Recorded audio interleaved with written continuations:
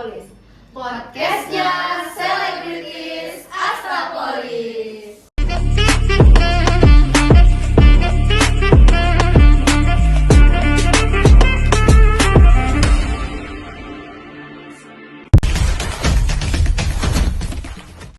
Assalamualaikum warahmatullahi wabarakatuh. Halo sobat Astapolis yang ada di rumah, kembali lagi di Kastapolis, podcastnya selebritis Astapolis. Oke, jadi di kesempatan podcast Kastapolis yang ketiga kali ini kita bakal ngebahas hal-hal yang lebih seru dari podcast sebelumnya. Bersama saya Nabila Nur Sofianti, mahasiswa perencanaan wilayah dan kota angkatan 2023 selaku host yang akan memandu berjalannya podcast pada hari ini. Yang kali ini ada yang baru. Hari ini aku nggak sendiri tapi ditemani oleh... Halo semuanya, perkenalkan nama saya Nabila Desita Alivia dari PWK Angkatan 2024. Nah, di Kastapolis Batch 3 ini, saya bakal jadi co-host bareng Kak Bila untuk meramaikan podcast kali ini. Oke, jadi kali ini kita bakal ngobrolin topik yang pastinya seru banget dan dekat banget sama kehidupan kita sebagai mahasiswa PWK. Dengan tema Elevate Your Journey, membuka potensi karir melalui program magang. Buat teman-teman sekalian yang ada nggak yang bisa nebak dari judul podcast kita kali ini, kira-kira siapa ya yang bakal jadi bintang tamu kita kali ini? Nah, sesuai dengan tema podcast kita hari ini, pastinya kita sudah kedatangan bintang tamu yang sangat spesial dan luar biasa. Langsung aja yuk kita sambut bintang tamu kita yang pastinya keren banget dan siap berbagi ilmu untuk kita di semua Kastapolis hari ini. Oke, langsung aja kita sambut Kak Aisyah. Oke, Kak Aisyah, gimana kabarnya sejauh ini liburannya? Waduh, sangat berbahagia sekali ya liburannya. Nah, terima kasih banyak sebelumnya untuk Kak Isi yang sudah meluangkan waktu untuk hadir pada Kastapolis kita hari ini. Sebelum kita masuk ke pembahasan utama, boleh dong Kak kenalan dulu biar kita semua makin akrab nih sama tamu keren kita hari ini. Oke, perkenalkan semuanya, aku Aisyah Putri Kamila. Kalau kalian biasanya manggil aku akrabnya sih Aisyah ya. Aku dari mahasiswa perencanaan wilayah dan kota angkatan 2022. Nah, kebetulan banget nih, aku tuh tahun 2024 kemarin itu berkesempatan untuk ikut di program magang MSIB Batch 7 dari Kementerian ATR BPN. Nah, penempatan aku tuh saat itu di Dinas Pertanahan dan Penataan Ruang Kabupaten Kutai Kartanegara selama 4 bulan kemarin. Wah, keren banget ya pengalaman buat Kak Isi. Kita tepuk tangan dulu kali ya. Oke, sekarang kita langsung masuk ke topik utama kita aja nih, bisa Kak? Boleh. Oke, untuk topik yang pertama apa, Bil? Kak Isi boleh ceritain nggak gimana awalnya kakak dapat kesempatan magang yang kakak dapat sekarang? Lalu dari informasi magang tersebut, apakah kakak dapat dari kampus, rekomendasi, atau kakak cari sendiri nih? Oke, jujur-jujuran nih, awal mulanya ini aku diajakin sama teman sih. Iya. Teman kayak ngajakin buat, ayo nih kita magang gitu, soalnya buat pengalaman juga.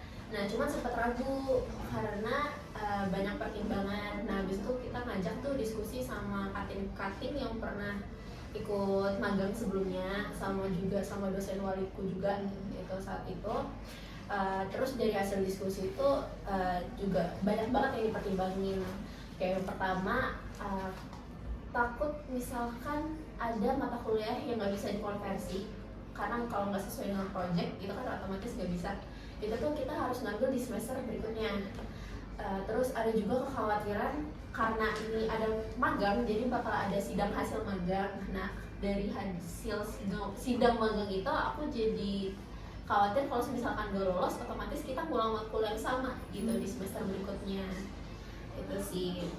Terus tapi karena ini kesempatan yang bagus ya, jadi ya udah deh memantapkan diri gitu, mulai dari nyiapin berkas-berkas administrasi kayak misalkan transkrip nilai perlu, terus KTM, surat keterangan, terus juga CV, terus portofolio pribadi, sama yang paling penting waktu itu tuh adalah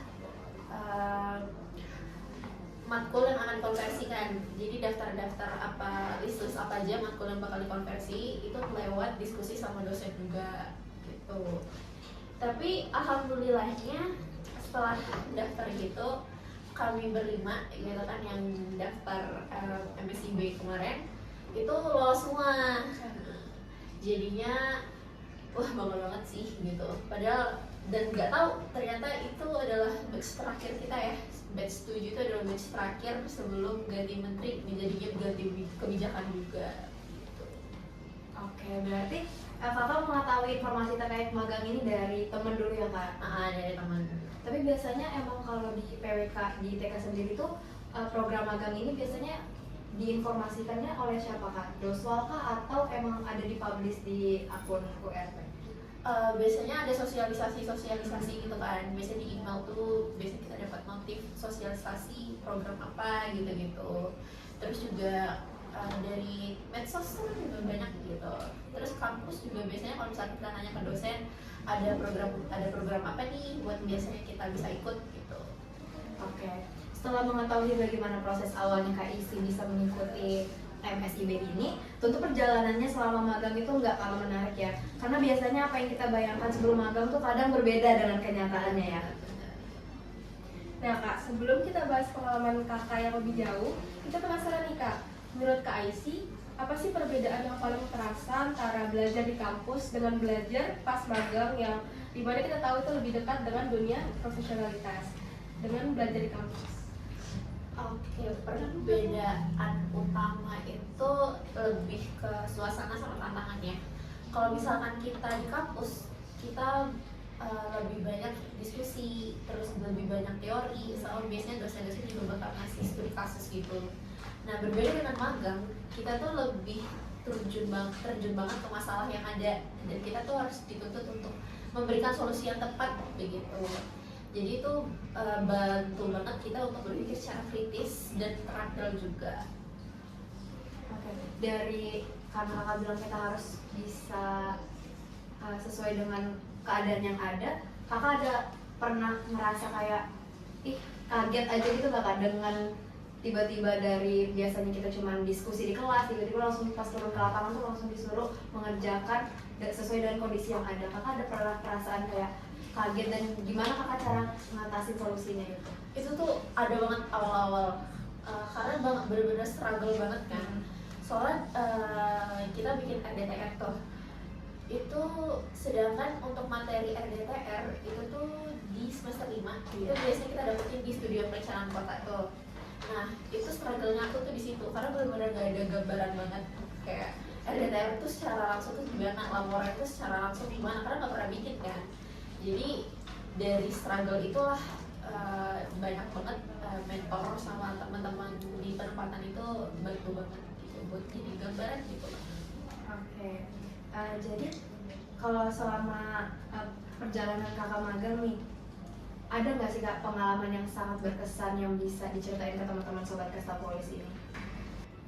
Kalau ditanya hal yang paling berkesan selama magang, itu tuh waktu aku dan teman-teman di tim OPD perempatan itu dikasih kesempatan secara langsung buat belajar, terus juga buat nyusun juga bantu dinas buat nyusun laporan rencana RDTR Kecamatan Kota Bangun Darat di Kabupaten Kota Kartanegara.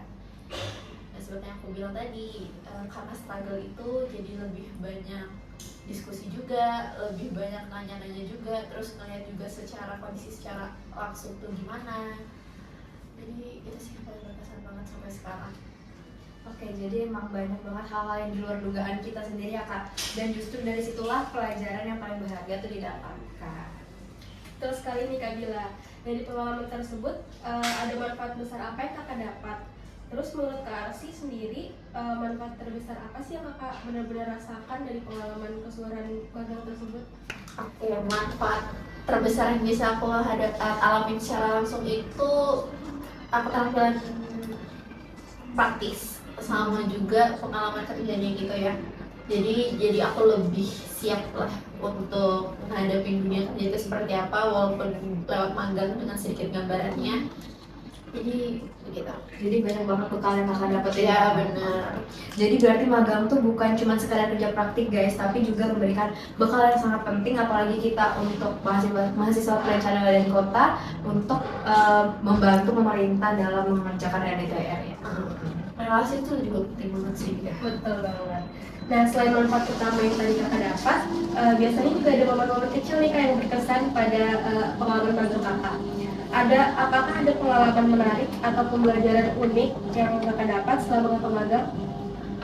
Ada, karena apa ya, tiba-tiba banget nih kita sebagai mahasiswa terus ke dinas gitu kan ya, jadi agak shock juga dan banyak takut salahnya gitu kan.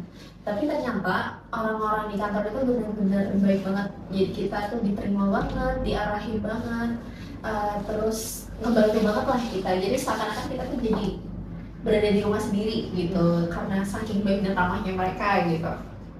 Tapi karena dari situ aku jadi belajar banyak tentang etikat dan nilai soal perencana ya terutama. Terus jadinya aku buat aku pribadi pengalamannya itu sangat berharga banget karena diterima dengan baik meski banyak kekurangannya gitu. Oke, berarti hal-hal di magang ini juga bukan hanya bermanfaat tetapi juga meninggalkan kesan yang sangat berkesan ya kak. Oke, kalau tadi kita udah banyak dengar pengalaman berkesan dan yang sangat bermanfaat dari magang ini, biasanya setiap perjalanan itu juga pasti ada sisi sulitnya nih kak. Karena semua perjalanan tuh nggak selalu mulus ya teman-teman ya. Nah, betul banget. Sekarang kita mau coba dengar nih lebih jauh tentang bagaimana Kak Aisyah menghadapi tantangan sekaligus membagi waktu selama kakak magang nih, karena pasti sulit banget ya untuk kita sebagai mahasiswa. Iya. Aku biasanya ngatur waktu itu tergantung dengan deadline-nya tugas yang diberikan gitu, baru bisa bagi antara organisasi sama untuk waktu istirahat, terus untuk waktu-waktu senang-senang gitu sebenarnya gitu sih. Oke, mungkin kakak ada saran nggak gimana cara membagi waktunya untuk istirahat dan pekerjaannya itu, ada saran nggak kak buat teman-teman Kastapolis? Kalau kemarin itu kan jam kerja kantor tuh biasanya dari jam 8 sampai jam 4 atau sampai jam 5 ya tergantung dinas. Nah itu tuh ya dimanfaatin aja gitu. Kalau misalkan ada deadline, ada tugas, ya kerjain aja semampunya gitu. Kalau misalkan nggak ngerti ya bisa nanya ke mentor atau nanya ke tim gitu kan. Terus kalau misalkan nggak ada kerjaan, biasanya cari kerjaan aja sih. Oke. Tapi ada hal yang menarik nih kak, dari tadi kakak nyebutin mentor. Jadi setiap orang itu memiliki mentornya masing-masing atau dia mentornya itu menaungi satu kelompok magang gitu kak? Oke, kalau dari MSIB sendiri itu tiap OPD dinas itu tuh dikasih satu mentor. Ada juga yang 2 mungkin ya. Nah itu tuh tugasnya dia itu buat ngarahin sama bimbing kita selama di dinas itu. Jadi dia bertanggung jawab atas satu kelompok itu. Gitu. Jadi kakak di sana emang benar-benar diajarin langsung gitu ya sama mentor? Benar. Wah, ternyata magang ini sangat-sangat bermanfaat banget ya guys. Iya. Oke, ternyata tadi balik ke topik yang tadi, kunci dari magang ini juga adalah kita dapat memanajemen waktu ya. Karena itu juga salah satu tantangan dari mahasiswa sekarang, banyak banget orang yang belum bisa manajemen waktu dengan baik dan benar. Oke, ngomong-ngomong soal tantangan, selama kakak magang ada nggak sih tantangan besar yang pernah dihadapi dan gimana caranya Kak Aisyah menghadapi tantangan tersebut? Tantangan terbesar aku tuh untuk menyesuaikan ekspektasi dan realita ya. Jadi kadang tuh kerjaan itu biasanya terasa lebih berat dan agak sesuai dengan bayangan awal gitu. Terus cara aku ngatasinnya biasanya dengan diskusi sama mentor, sama teman-teman juga. Terus nanya kalau misalkan nggak tahu gitu. Terus siap juga belajar buat belajar nahan tekanan gitu, tetap tenang dalam tekanan. Nah, keren banget ya teman-teman. Jadi dari pengalaman Kak Aisyah tadi, kita bisa belajar kalau tantangan itu bukan penghalang, malah bisa jadi batu loncatan buat kita berkembang. Oke, kita dari tadi udah ngomong, mungkin kita bisa sambil makan-makan dulu kali ya Kak, sambil minum. Oke teman-teman, jadi tadi kita udah ngobrolin soal pengalaman yang berkesan dan juga tantangan yang dihadapi oleh Kak Aisyah selama magang menjadi MSIB ya Kak? Program MSIB. Nah biasanya dari pengalaman itu selalu ada pelajaran penting yang bisa dibagikan ke orang lain. Betul banget nih Kak Gila, dan pastinya teman-teman Kasapolis yang nonton podcast kita kali ini juga pengen tahu nih tips serta pandangan langsung dari Kak Isi supaya kita bisa lebih siap nih menghadapi magang. Dari aku, teman-teman jangan ragu untuk mencoba ya, karena kesempatan itu nggak datang 2 kali, karena yang datang kedua itu pasti ada penyesalan. Tips dari aku, mungkin teman-teman bisa mulai cari bidang apa yang kalian sukain. Nah dari situ kalian bisa cari tempat magang yang sesuai dengan minat kalian gitu. Oke, luar biasa banget ya tips yang dibagikan oleh Kak Aisy ini. Jadi buat teman-teman yang mau mencoba untuk magang, jangan takut untuk mencoba hal baru dan cari bidang yang diminati dulu ya Kak. Seperti itu.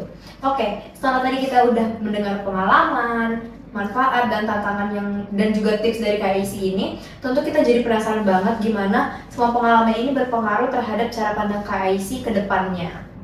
Benar banget nih Kak, karena biasanya magang itu bukan soal menyelesaikan program, tapi juga biasanya sampai mengubah pola pikir dan memberikan kita gambaran baru tentang dunia kerja serta karir yang ingin dijalani ke depannya. Oke, kalau Kak Aisy nih diminta untuk mendeskripsikan magang dengan 1 kata atau 1 kalimat singkat, apa yang paling tepat menggambarkan pengalaman tersebut Kak?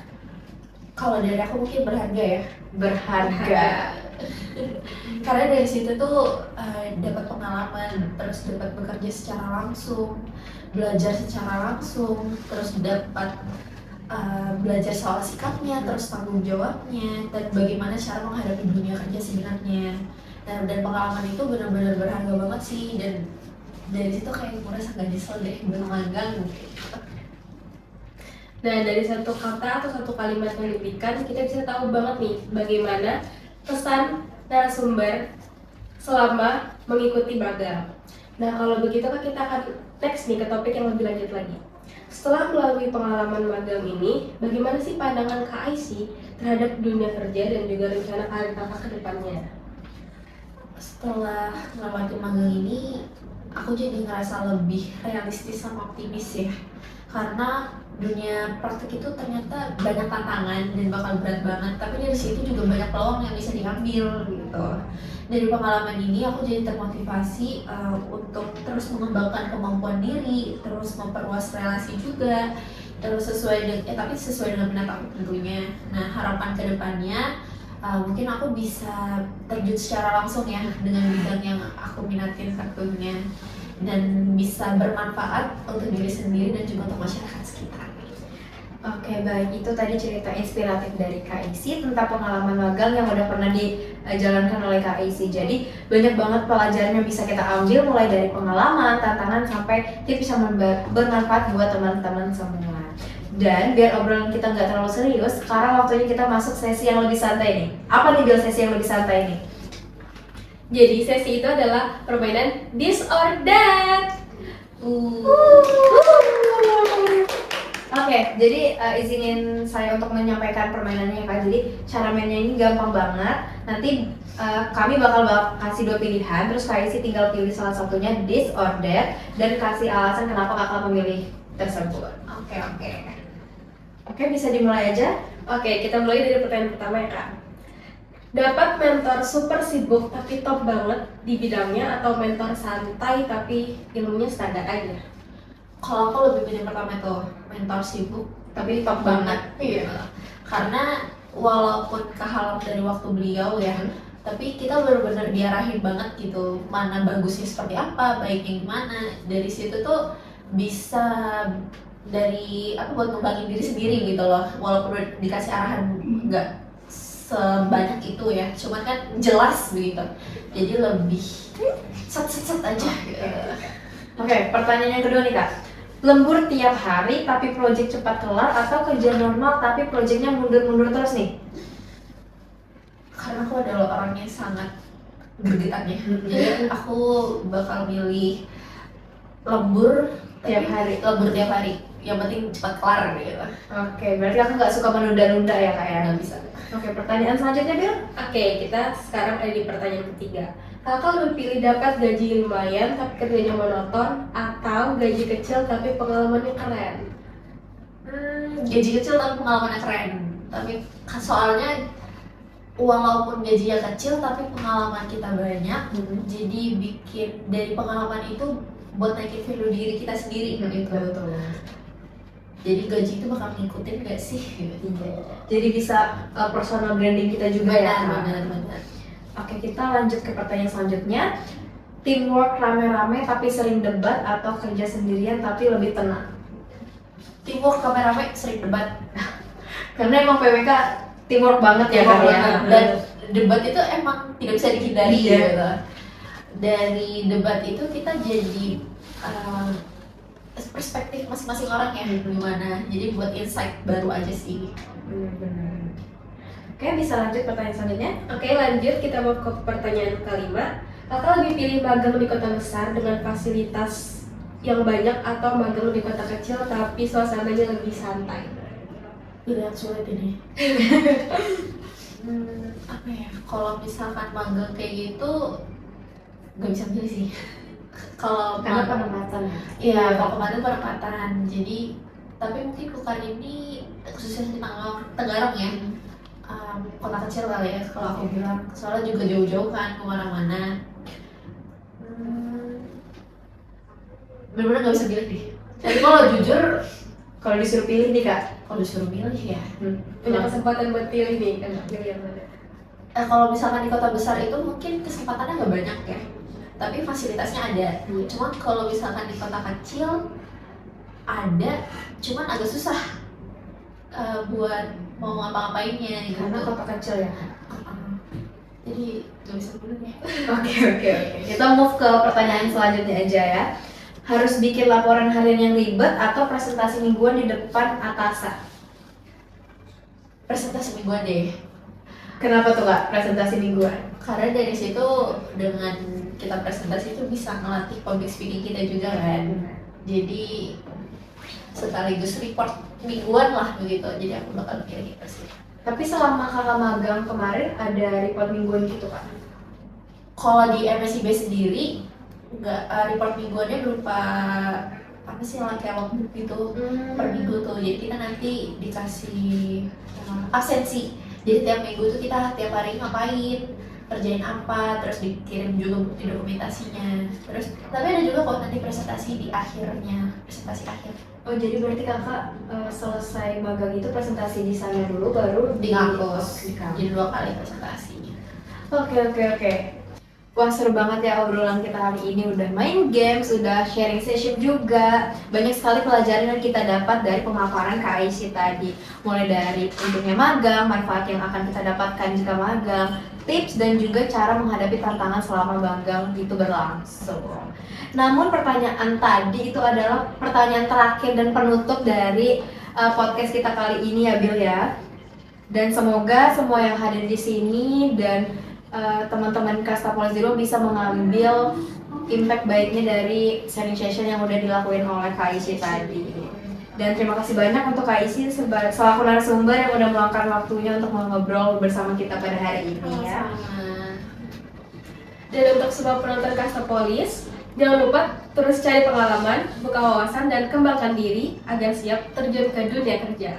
Oke, buat teman-teman semua, jangan lupa like, comment, dan subscribe, serta share ke teman-teman kalian semua biar makin banyak yang tahu tentang perencanaan wilayah dan kota. Oke, sampai jumpa di Kastapolis selanjutnya.